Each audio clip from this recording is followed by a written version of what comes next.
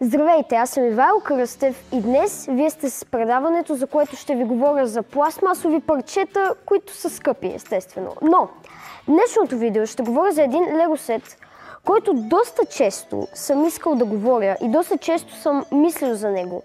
След като си взех ръцете на него преди няколко дни, реших да ви разкажа какво ми хареса, какво не ми хареса и кои части като цяло се усетиха по-хубави и по-лоши. Този сет е от новия филм на Spider-Man No Way Home и се казва Sanctum Workshop. Минава с 10 000 парчета, може би, и струва 100 лева.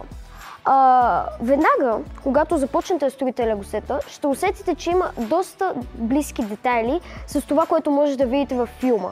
Но внимавайте, защото имам части, в които аз лично се обърках и трябваше да го пренареждам пак. Парчетата от началото са доста еднотипни, започвайки с сиво и оранжево и после вървящи към по-цветни и по-малки парчета. Има много детайли, които могат да се видят, като компютри, дивани, разни всякакви джаджи, но нещо, което много ми харесва, са фигурките. Фигурките са много детайлни и за лего сет за 100 лева определено си заслужават. Времето, за което може да построите този лего сет, е от 1 до 3 часа. Естествено, ако сте малко по-бързи и сте строили повече лего сетове, ще ви отнеме сигурно 30 минути. Лего сета е пълен с стикери и с много малки детайли, които вие дори може да не видите в крайното строене. Определено обаче имам доста какво да се види, но едно нещо много ме разочарова. Има 3 части. 3 отделни сгради в този лего сет. И виждайки ги на кутията отпред, може да си кажете, добре, те ще се затварят и могат да се сравнят една с друга. Това обаче не става.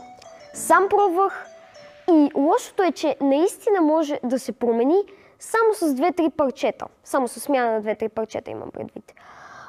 Но всичко останало, от малките детайли до големите детайли, определено доста ми хареса. Другия път ще говоря за още един лего сет от 2021 година, който е пак на Spider-Man's Drone Battle. Този лего сет за 100 лева определено си заслужава и ако сте голям лего фен на Spider-Man, естествено можете да си го вземете.